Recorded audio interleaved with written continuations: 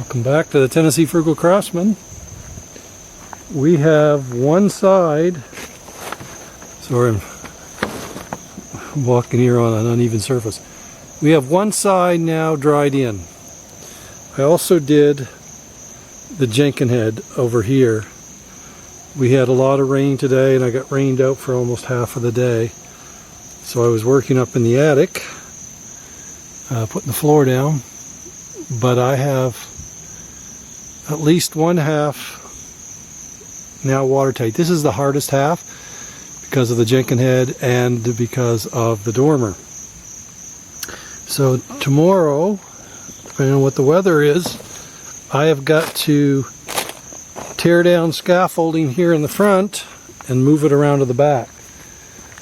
I'll take you up here for a minute and show you the jenkin head. Some people were asking about this. I was unfamiliar with, so it's dark in here. I was unfamiliar with a jenkin head. I mean, I had it's really dark. I had seen them before. I didn't know what they were called. I always called them a sniped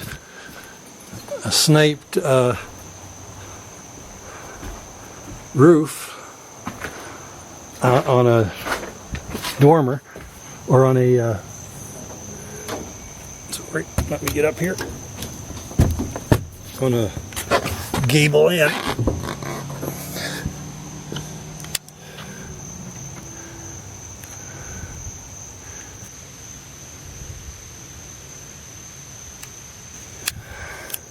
But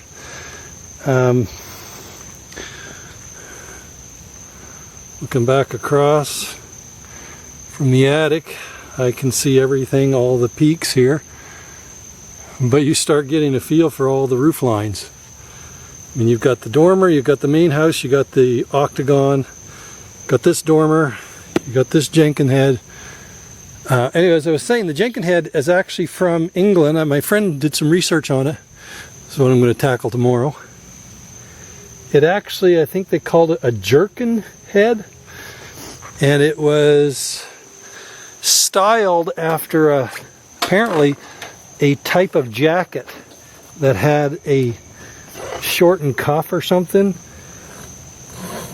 Anyway, if it was online, it had to be true, right?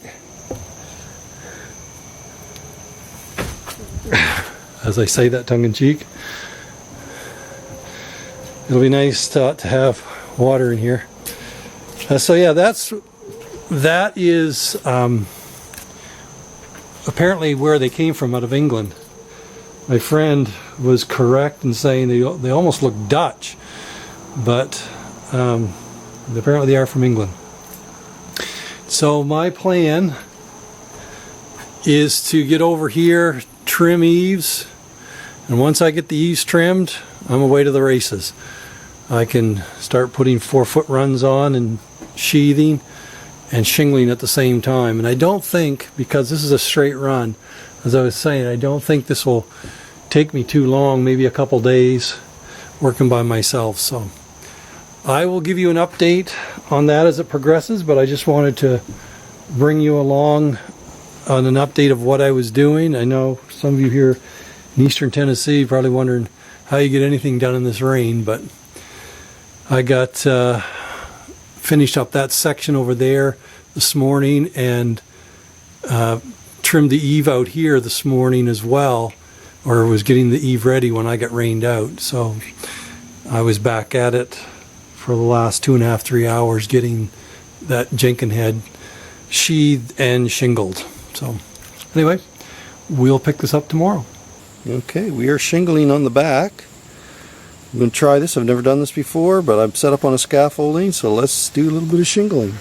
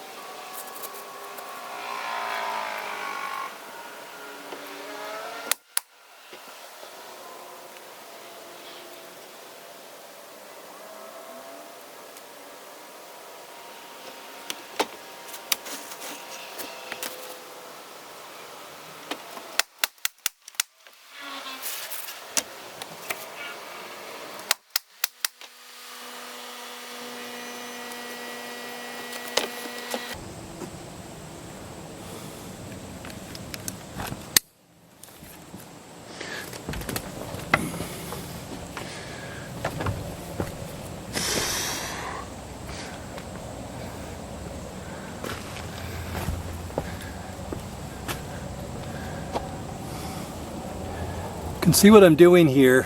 I'm step flashing right up in underneath of where the soffit board's going to go, and so there's no way that can leak. Plus I left my face board, sorry, cut out. I left my sub fascia up so I could slide my shingles right up underneath of that run of shingles going this way. So there's no way that can leak. And I'll come back and I'll show you a way of doing the valley. A friend of mine showed me. It's a no-cut, kind of a no-cut way. No tar. It works great. So I'll be back for that. Okay, I'm getting ready to do this valley that joins up to the house. Now, I think I filmed some of it earlier with me lapping this side going up onto the addition. Now there's a couple ways of doing this, actually half a dozen ways, but one way is to weave. As you bring one in, bring the other and weave it up underneath, then take the next one up underneath and then bring the other, so it's like a weaved process. This is a process one of my friends showed me, and I really like it because you can actually do this without having to do a lot of cutting. So once you've weaved everything up onto the slope, onto this slope, as you can see these ends are sticking out underneath, then just take a shingle, step up an inch or two from your inch and a half or 2 inches from your valley, snap a line. You can do it up here or down there, then start and just lay a shingle on that line. Now I overlapped that other one a couple inches down onto it, nailed up on the upper edge, not down in the valley. And now all I'm going to do, now this works well for these architectural shingles because they are solid. They're pretty much a solid piece of two pieces glued together. So the next step, all you do is you bring it in, and where the point hits that corner right there going up, you can square it right up. So I'll show you here. I'll try to do it with one hand.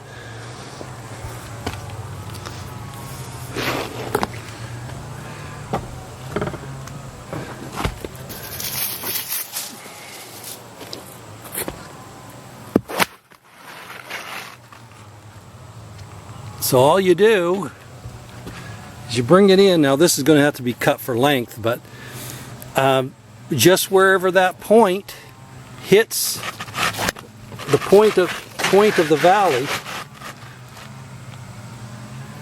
So I'm going to snip this little piece off here, but from this point, and the next one comes on over, and you don't have to kind of cut it on the angle. You're just bringing the next one over to this point and up. So I'm going to do a couple of these and I'll come back and I'll show you.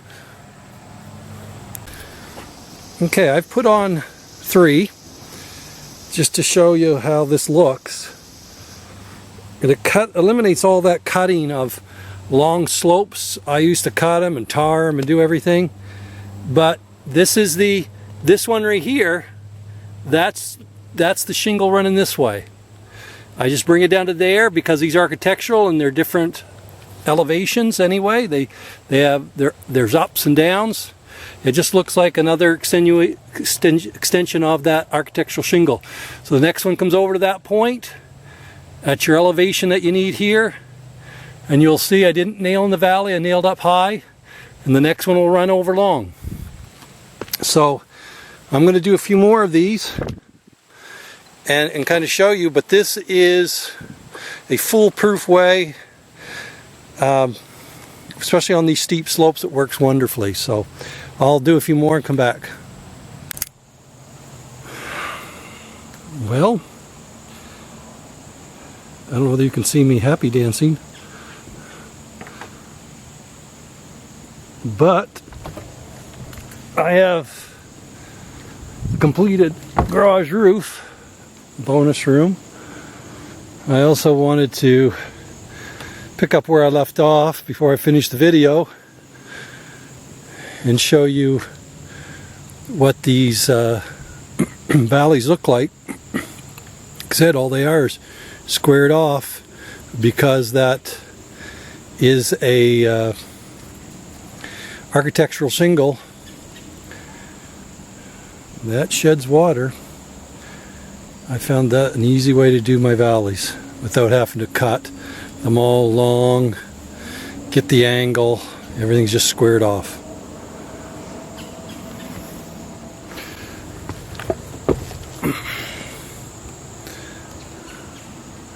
Got ridge vent the whole way. Just getting ready to take my roof jacks down.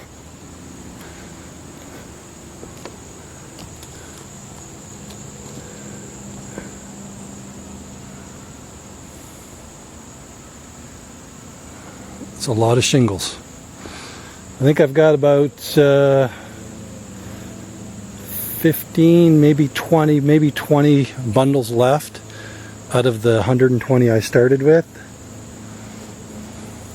So I've done over 30 square.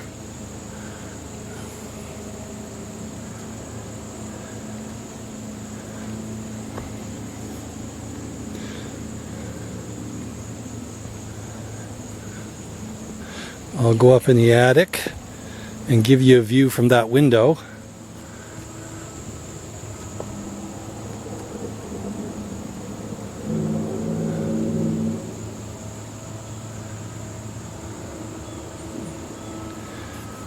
Came a long way today. I would have had it done earlier. It's almost 8 o'clock, but we got rain, so I was off the roof for about half hour, 45 minutes. All right, I'll be back. So this is what you see when you look out the window.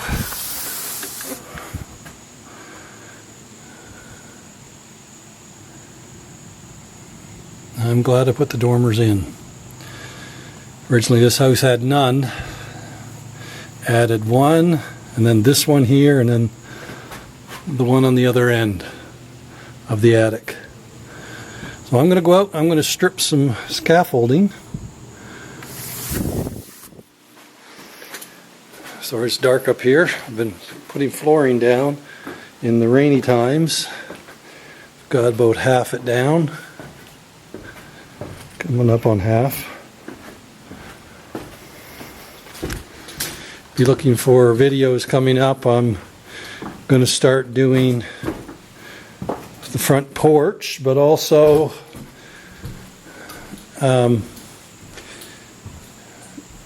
maybe doing a little bit of work here in this bonus room now. It's really dark. It's really dark once you get it all sealed in. But it's a big room. Going to be a nice playroom or a nice schoolroom for the kids.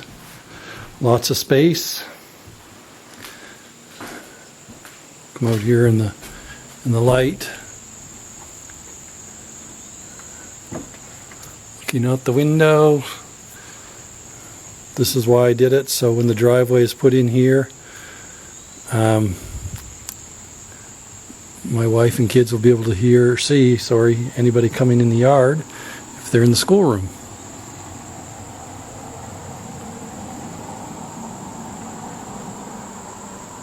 Nice view. Hard to believe, this time last summer I was running that mill, and that mill was sitting where the house is back here. I haven't run the mill for a while. It's all grown up around. I got to get the weed whacker out, start cleaning up.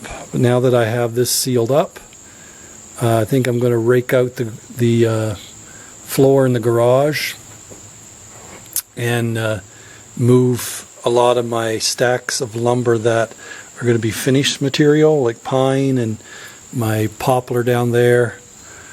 A couple stacks of pine here. Move those inside into the garage. So, sorry. Anyway, appreciate you joining me. If you would, please like and subscribe. Sorry I haven't been doing a lot of videoing. I've been working pretty much by myself, with the exception of a couple days where my friends come over. I think it was Wednesday morning. They came over and gave me a big boost by helping me trim all the back eaves and the gable end, and that allowed me to get my shingling going. So anyway, but a lot of time I am by myself, so I will video when I can and keep you up to date, but I encourage you to go back if you want to go back and, if you're just joining, go back to the beginning of when it all started, 2.5, 3 years ago, I guess 3 years ago this month. And you can find videos for three years of milling and prepping and dipping and planing. And so anyway, appreciate you joining me. Till next time, you have a great day.